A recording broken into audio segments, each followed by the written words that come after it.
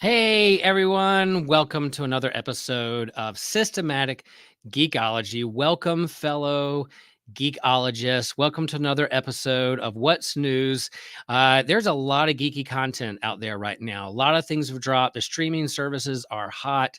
And one thing I'm really excited about is the new season of Bad Batch, season 3. So they just dropped 3 episodes there on Disney Plus, 3-episode drop. Then they're going to drop 1 episode every week for a few months for this last and final season of The Bad Batch. And so I'm really excited about Star Wars content. I am Will Rose, one of your favorite Star Wars fans here on Systematic Geekology. We have a lot of them. And I'm very excited to welcome one of our new hosts, John. John, how are we doing? Here we go. We got to do the lightsabers. Got to do the lightsabers. And John, welcome to another episode. When we talked about doing this episode about the Bad Batch, you came to mind because you have some Star Wars fandom, and there may be some of our listeners who've heard your voice before, but reintroduce yourself and then share a little bit about where do you land in Star Wars fandom? Like, perhaps what was the first movie you saw, or what era, prequel, original trilogy, sequel trilogy, animated. There's a lot of Star Wars content. So where do you land in all that? Okay, so to begin with, hi, my name is John Erdley. My pen name is John Transylvania. I am an independent author. And I've been into Star Wars since I was a kid. I started out with the 1990s VHSs. My dad showed me the original trilogy, which would be episode 4, 5, and 6. And I grew up on I think it was the first remaster or whatever on the VHS special edition. So that's the version that I grew up with, and that's the version that I was familiar with. And then my dad took me to theaters when I was little to see the episodes 1, 2, and 3 when they came out, and that was huge. We were all about Darth Maul and lightsaber battles and all that stuff in the Clone Wars and stuff when we were kids. And nowadays, I want to say we just finished last year. We just finished watching through Clone Wars, the animated series, because I had never seen it before. Okay, yeah. And of course, we were going through Bad Batch, and I've seen Bad Batch, up until present, but the family has only seen it about midway through season 2 on Bad Batch. So, but right now, my favorite is probably Ahsoka, and I'm even wearing an Ahsoka shirt, if you can see it. Yeah, there you go. Yeah, it's pretty exciting to be a Star Wars fan nowadays. We got a lot of content with Mando and Ahsoka and Bad Batch, and all this new Star Wars content is good. I agree. Yeah, I've shared before that one of the first movies I saw in the theater was A New Hope when I was 5 years old in the theater, and grew up with the original trilogy. That was a big part of my childhood and imagination and fandom and geekiness and the action figures. And, every birthday or Christmas, I had to have the next, big Star Wars toy or action figures. I was asking for that. And then, Return of the Jedi ended. I thought that was it. I got into the expanded universe a little bit, but for me, it was kind of like, oh, well, I guess that's Star Wars. I just kind of lean into what we have. But then the rumors of the prequels coming and episode 1 in 1999. And so I experienced that a little bit later in life. And then, with that whole fallout with Star Wars and George Lucas and the fandom and all those things, didn't know we were going to get any more Star Wars even after the prequels. And then, Disney acquired Star Wars, and they're filling in some gaps. And I think the Clone Wars animated series, for others, for those who are a little, less enthusiastic about the prequels or disappointed about the prequels, I think the Clone Wars animated series really helped fill in the gaps and make those stories or movies better for fans. It really helped lean into that and was very nostalgic for those who grew up like yourself on the prequels. I think Bad Batch has a similar tone that hopefully is leaning into more with another trilogy. We'll get that into a little bit. But yeah, you're right. There's ton of content. If you don't like one series or show, guess what? There'll be others, and you can lean into what you do love. Now, you did mention one of your favorite movies or shows. Was it Andor? Was it Andor's Oh, one of your? Ahsoka. I forgot to mention Andor. Andor is fantastic. It kind of Yeah. the writing and the speed of the show reminds me of like the older 1950s, 60s movies where it focuses more on character, dialogue, and world building, and it's not just action constantly like The Mandalorian. But I mean, Yeah. it's Yeah, the and territory. I'm getting some Andor feels for this new season of Bad Batch. Again, we'll talk more of that, but there's definitely fans out there, and myself included, are kind of like, oh, this first episode of season 3 has an Andor vibe to it, and kind of a slower paced, a little bit more dark. Yeah, character development. I won't bury the lead. I'm liking the start for this new season. Yeah. So, if you were to say, John, in terms of where you land, you said Ahsoka and some of the Clone Wars. If we remember correctly, there was some skepticism around Ahsoka at the beginning of the Clone Wars, and people have learned to grow, um, to love her over the years as she's developed as a character. Were you kind of on board from the very beginning, or was it something that had to grow on you? Well, from the first little animated movie that they made, that was like an hour and a half special or whatever. It was kind of iffy. It was a kind of a I'm trying to remember the correct word for it. It was really hokey. I want to say the animated movie was kind of but it was an introduction to the character. But seriously, in the arc where she was falsely accused by the Jedi Council is when her character was just solid for me, and I was sold with her because she had immense character development. She started making personal choices. She realized the Jedi Council wasn't, the great, amazing, people that she thought they were. Instead, they were just like they could be blinded, or they were just horrifically mistaken, and they didn't even do a good job investigating. And it was just a real good turning point for me with her character. Yeah. Yeah, I think you see that kind of deconstruction. We knew it was going somewhere. It's like, I remember when she first emerged onto the scene, people were like, what? Anakin couldn't have a Padawan. Where does she show up in the movies? We never saw her. And I was like, well, you know what? Be patient with the storytelling. They'll get there. They'll explain it. Like let's be patient with what they're trying to do here. And they'll learn along the way as well. And so we saw her character growth, and then, her run-in with the Jedi Council. We knew that they were going to fall. We knew there were going to be dark times. We knew that they were going to fall from grace. There was going to be a deconstruction and reconstruction of what Jediism even means. It parallels to our own faith and history within the church itself, with reformations and those kinds of things. So I think that's all there, and I think that's where people really started leaning at her and understood what her character was about, and perhaps the Bad Batch can kind of do that for those of us who are less enthusiastic with what Disney did with the sequel trilogy. They're doing some things here that maybe will help explain some things, or at least get us to a point where we kind of understand where they're going. John, watching Bad Batch season 1 and 2, what were your feelings about that series, and then leading into this new series? Well, season 1, I want to say I really don't like Omega. Omega, I don't know, she comes off to me as an annoying little brat, and is always getting them into trouble. Like all the time, she's making poor decisions, and they have to go rescue her. The Bad Batch themselves, I love the clones. I love that they're kind of like the outliers. They have messed up, quote unquote, DNA or whatever, and they're and they have special talents. Because we always loved like little crews on sci-fi shows where like we have a crew that we can grow attached to, and everyone has a certain specialty, and the humor is really funny, especially with Wrecker. I mean, he's just a big lovable lug, and he's really funny, and makes my kids laugh a lot. But the tone of the show, especially with season 2, is that it gets darker. It gets darker with the fall of the clones and the Jedi with Order 66, and the Bad Batch are kind of an audience surrogate, because they're like, what's going on? Why are we killing all the Jedi? Why aren't the clones listening to us or listening to reason?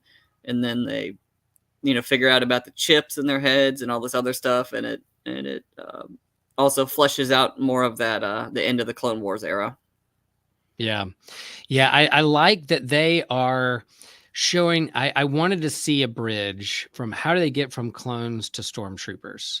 How do they get from clones, these created in a lab army with like real live human beings, or I guess clones are real life human beings too, but like people that sign up and volunteer to be a part of this intergalactic empire and an army.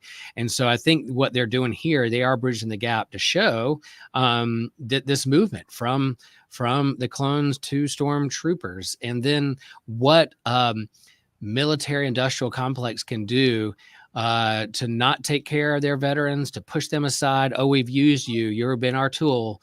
It's time to move on to the next thing. Rick, not taking into consideration the value of these human beings, that they have dignity too. So them touching that personal part of who they are, I think was well done with 1 and 2. It had to find its legs, similar to the Clone Wars, same way with Ahsoka, kind of having to find its legs and its rhythm and its writing, and take time with that. I've grown to love Omega, what she's doing this new season.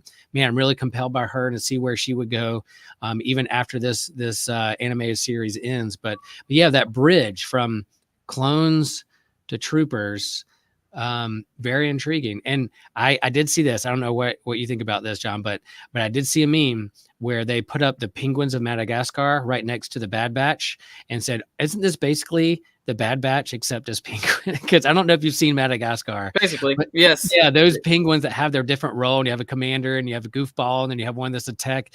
They all have their role as these like mission spies. And I'm like, oh, the penguins of Madagascar are similar to the Bad Batch. That's kind of, it's pretty funny. It's a similar, it's kind of a trope with the character archetypes. Yep. I like season 1 too. I think there is also some online chatter and people and fans who are going like, they have like the meat of the story of the progression from clone troopers to stormtroopers, and then this kind of cloning thing and the underlying Project Necromancer that we saw in The Mandalorian, we saw in other places, we saw also in Ahsoka. Like there's this thing going on, underline it, but then you also have these filler episodes of the Adventure of the Week, and I'm like, I'm okay with that. Like you said, like your kids are watching this and they like Wrecker. They need to have lighthearted. It can't be heavy and/or storytelling every single week. It's also a cartoon. It's also for kids. Let's draw multi-generational of families and people into some Star Wars storytelling, sci-fi storytelling. And I'm okay with that. I don't know how you feel about that in terms of the vibe you're looking for, or what kind of Star Wars you're hunger for, but how does that sit with you?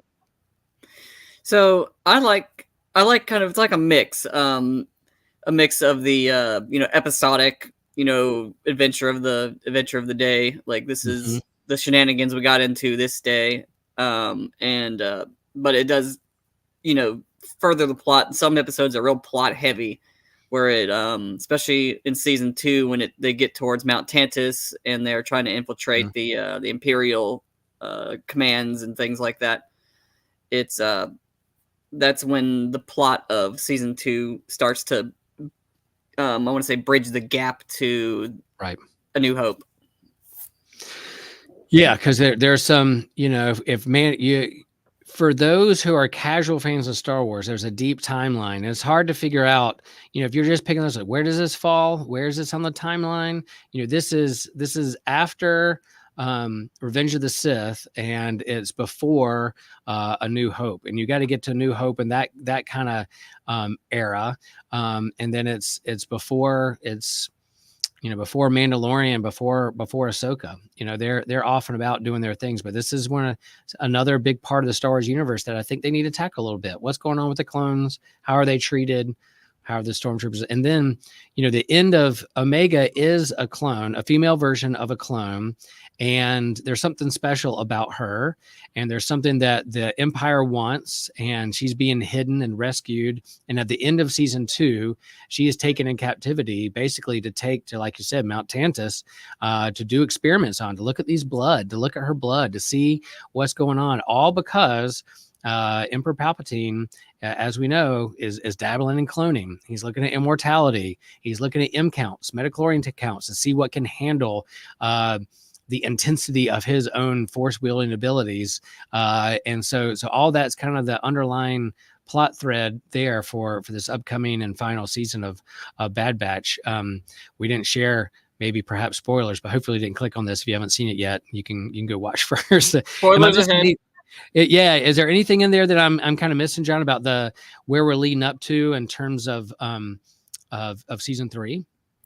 No, and it's worth mentioning that a lot of, like, Mount Tantus and a lot of this stuff is mentioned in Timothy Zahn's Heir to the Empire trilogy, and how a lot of this is coming into play with Ahsoka, and they're all it's almost like a new version of that trilogy, which was now it's Legends canon, but I have heard that Timothy Zahn is working behind the scenes with Dave Filoni and everybody, and he's got to give them their blessing of kind of almost adapting the that story where the Emperor's clones are being built on Mount Tantus, and that's, I think, going to start to explain where Snoke comes from and how a lot of the stuff that's created in the sequel trilogy comes into play.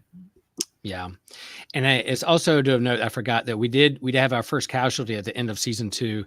Was it Tech that fell, supposedly? We never saw the body, excuse me, but fell to his death. So you have a team of 5 that's now team of 4 because Crosshair didn't go with them. They sided with the Empire. So there's really 4. You have who's the 4? We have Hunter and Wrecker, and then you have what's the other 2? Echo.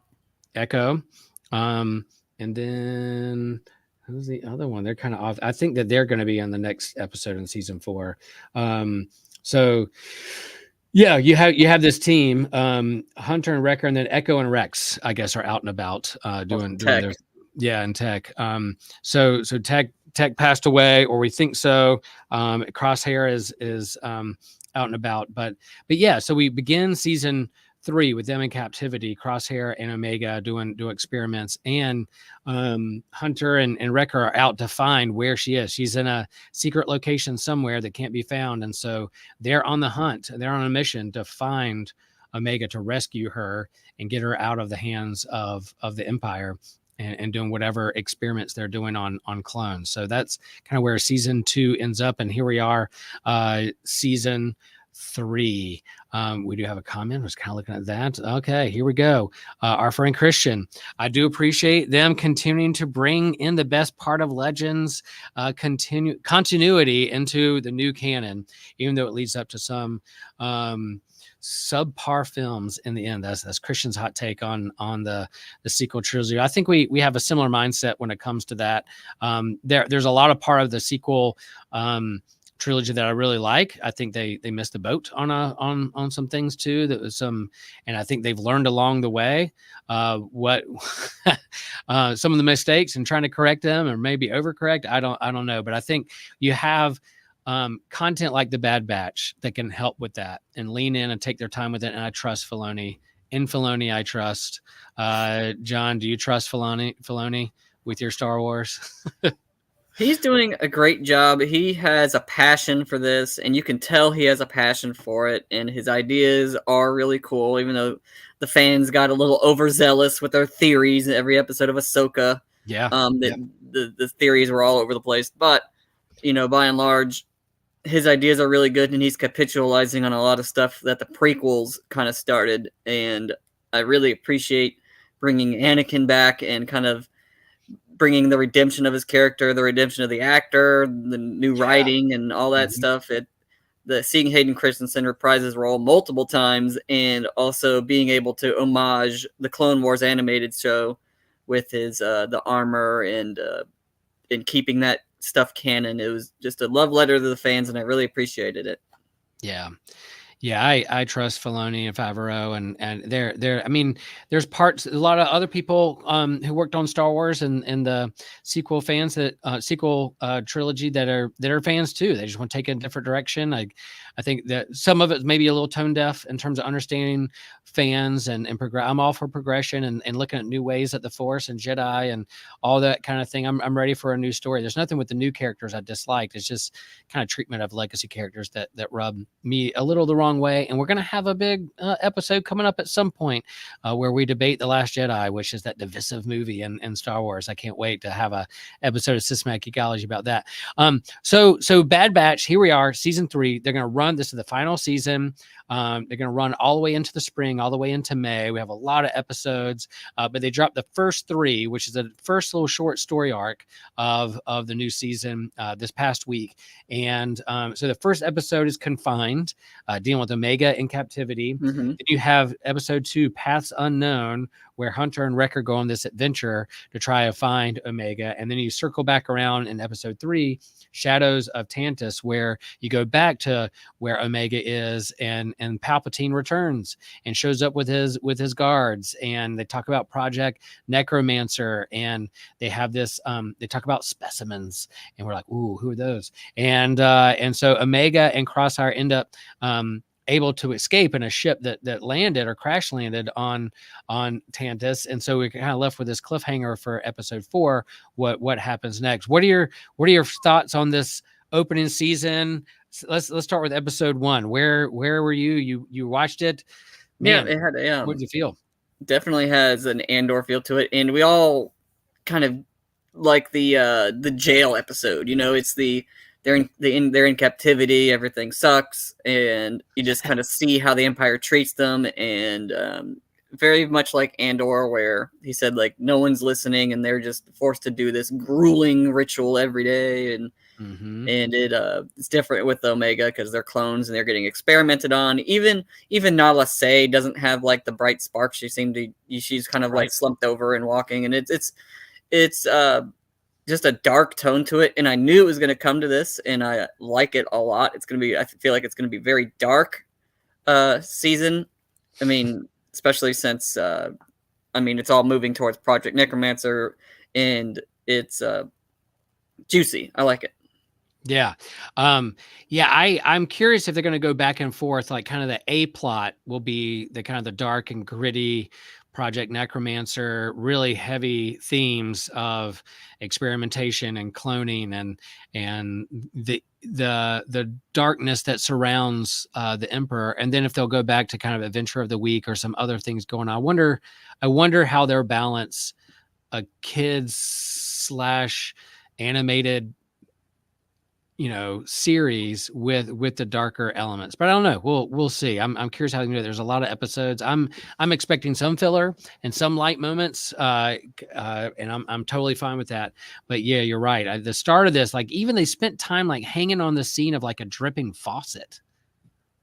Of like the if I don't even remember that in the first episode, like they're a prisoner. There's this dripping faucet. The animation is absolutely phenomenal. What they're doing with the animation in this, like to where I had to pinch myself, like that's not a real faucet and real water. That's someone had to animate and create that, which is just blows my mind. But yeah, I think you're right. That dark, gritty tone in episode 1, Andor feel was right there.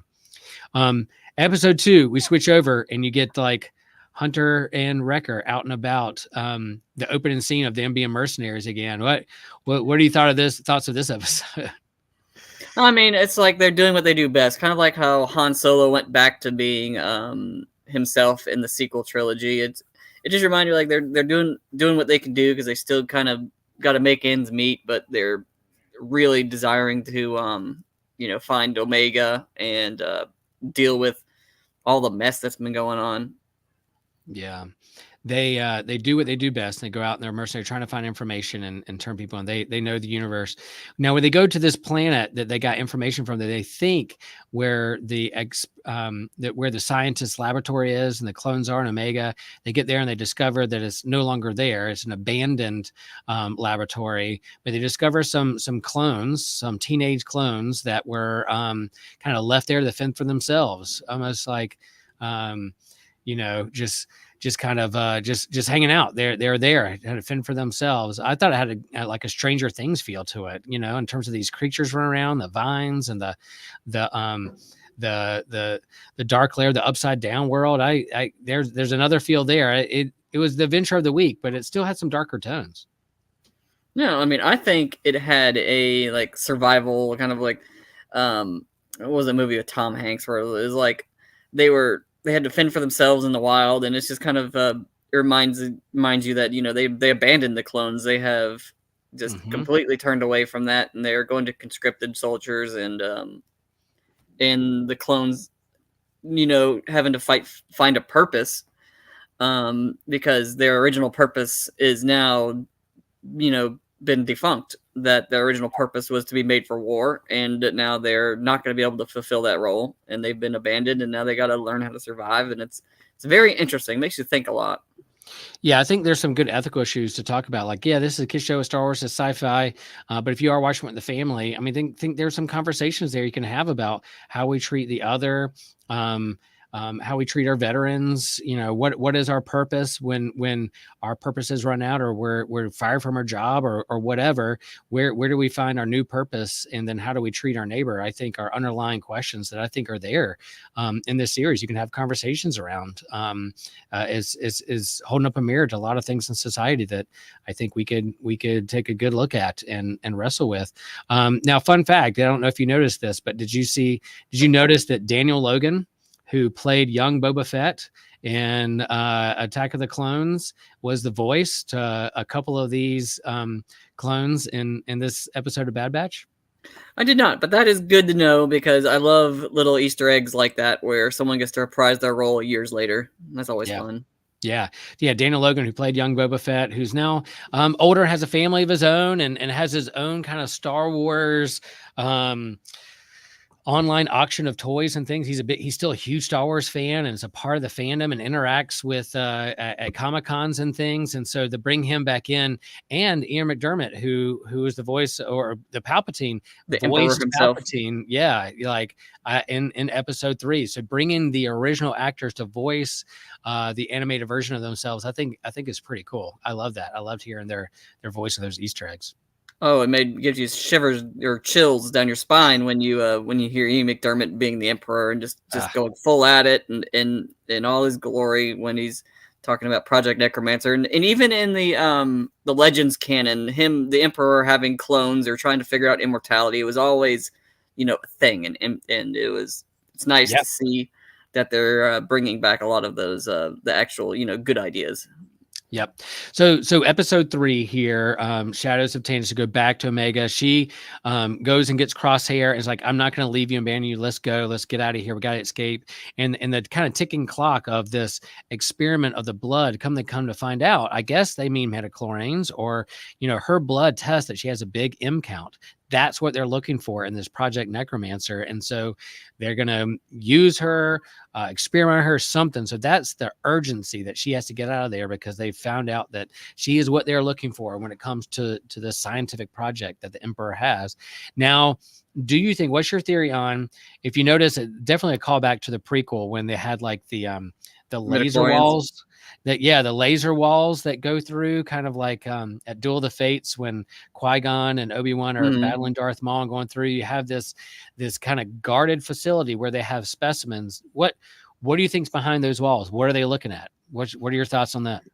Well, my guess is the Emperor is trying to figure out how to possess bodies that have, or possess clones, so that he can imbue them with his spirit upon death, so that he can possess them perfectly and be able to use his Jedi abilities. So I imagine the specimens are, to some degree, have to be something to do with that, where he might even be testing them to see if he can possess them with his abilities, to see if they'd be good fits or matches. I'm wondering if behind that wall, if Grogu is back there, if they're going to lean into that, if he's been experimented upon. I'm curious, because remember in the Obi-Wan series, they did see, he went into that facility and saw these dead Jedi or captured Jedi in stasis in these kind of tubes, kind of like Snoke was. Yeah. In Fortress Inquisitorius. Yeah. So I'm wondering if they have some Jedi back there, or if Grogu back there, going to find a way to tie this back to the Mandalorian and Grogu with this series. I'm curious to see if they'll go that direction to try to tie these pieces together in the Filoniverse for the movies that are coming up and that kind of thing. I don't know how I feel if I see a animated Grogu or not. It depends on how well it's done. But I'm definitely curious what's behind there and what specimens they're kind of talking about. Yeah, and I'm just hoping that there's some connections more to like Mando, like Dr. Pershing or Dr. Pershing's parents. It's kind of Yes. theorized that his mother is the doctor in Mount Tantus. Mm-hmm. Mm-hmm. And just seeing some more connections. Like I love connections between the different shows and things because it makes you feel rewarded as a viewer. That it's like, oh, you catch the throwbacks or you catch the reference, and it just connects the universe, makes it seem real. Yeah, I think they wrestle with. I know I would too. You want people to come in fresh and be able to watch it on its own. That you don't have to do a lot of homework, a lot of big continuity swings, but also fans who've been around a long time. We want to see the connective tissues that they relate to each other, to know that we're in the same universe as the other shows that we're about. So I think they're doing that here, which brings me to kind of the next question. If Clone Wars, the animated series, made the prequel better for a lot of people, do you think Bad Batch will make the sequel trilogy better? How do you think, for you, do you think it's gonna help that sequel trilogy, or just kind of like, oh well, I kind of see where they're going, I'm gonna leave it on its own? It's gonna make it better. At this point, they can't do no harm to it. They're going to make it much more digestible. And Yeah. I think that really we need like a recut version of the films, but the all these animated shows and the extra canon stuff, they are helping make sense of basically their on the fly ideas that Yeah. they just kind of slap together in the sequel movies. That we have a lot of issues with the writing and the dialogue and the direction, and it seemed like they had like no idea what they were doing. And that's a tangent I'm not going to go into right now, but the Bad Batch and a lot of these other shows are definitely making the sequels better because they're actually connecting to the sequels. So whether we like it or not, here it comes. Yeah. It's definitely going to make it better, and it's going to explain things in the background that's going on. Yeah, we have the Star Wars that we have, and so all right, they're not going to swipe it off and say, and they'll have some what ifs. They might have some reboots, but they're still, this is a part of the Star Wars story, and they'll find ways to either fill in the gaps or make it better, or this is the Star Wars we have. So I do think this is going to be a good thing for Star Wars. And from what I already see in these 3 episodes, the writing, the pacing, how I care for these characters, and I'm intrigued. I'm paying attention to what's going on. I'm looking for the Easter eggs. They have my attention as a long-term fan, and so yeah, I'm very hopeful for this season. I really like what the Bad Batch is doing and how it ties into the larger Star Wars universe. I'm here for it. I know we have a long way to go, and some episodes will hit more than others, but man, it's a cartoon, it's an animated series, it's Star Wars. There's gonna be lasers, and Omega has a dog now. That's kind of fun. Uh, she has a pet, and I'm a fan of dogs, and so for her to like save this animal, you see her compassion for her fellow clones, but also for the animals that are around her and taking care. Like that's endearing to me. Yeah, So when in doubt, you need a little tiny animal companion that's to right. endear people to the characters. There you go. There you go. What are some of your hopes for the rest of the season, John? What Well, do you hope to see? I hope to see a little bit more Project Necromancer, some more references to other shows like Mando and like what we were discussing earlier. I think Mhm. they are going to either name drop or we'll see Snoke in one of the test tubes or something. Ah, But I think it's definitely going to connect to the universe at large, and it's going to make the sequels make sense. yeah. I fully expect that they will do a great job with a dark tone to set the scene for A New Hope and how bleak the galaxy is at that point. I'm wondering who survives this season. If we'll have more deaths, if Tech is even dead, but there's other sacrifices to kind of, you know, they can't all survive to, or maybe they can. I don't know. We'll see. But, you know, again, it's a kid show. Same way with Rebels. You know, not And everybody Space survived. Grease. Yeah, not everybody survived Rebels, and we have the same thing. So we'll see. I'm curious what's going to happen with Omega. Like, I wonder if she'll turn into another bounty hunter, or if she'll pop up and like, oh, that's been Omega the whole time. There she is. She shows up in other ways, or will show up in a Ahsoka series or another movie as one who's hanging out with Captain Rex. Because they're now partners. I don't know. I hope she survives, and I hope they can tie her in to perhaps a legacy character at some point down the road, kind of like they did with Ahsoka. Yeah. Cool. Yeah, I'm hoping for this season. I think it's going to be a fun ride. I'm very well. I can't wait to see how it unfolds, and we'll keep in these episodes of What's News. We'll keep you abreast of what's going on and what's happening in this animated series. And then when it wraps up, come this spring, we'll do another big finale and check in and see how it landed for us, and see where it's going with Star Wars. I think we'll have some more Star Wars content over the summer and maybe in the fall. And we got a movie that they're trying to work on, but right now this is the Star Wars we have leading up to May the 4th. So we'll see. We'll see. May the 4th be with you. That's right. Cool. John, any closing remarks? Anything else out there you want to lift up for our fans and listeners? Oh, you put me on the spot. I don't have anything in particular except check out the new season of The Bad Batch and get caught up. Yeah, I think that we're giving our high recommendation. If you haven't watch season 1, watch season 2, get caught up, and then follow this third season. I think it's gonna be fun for Star Wars fans. For absolutely. All right, friends. Thanks for chiming in, and thanks for being a part of this show and Systematic Ecology. Share with a friend. Connect with us on social media. We do have a Discord that we invite you to be a part of, to enter into those conversations. And man, like we say, there's no shortage of geeky content, and we love for you to come and geek out with us. Always remember, share the faith, share the geek, and may the Force be with you.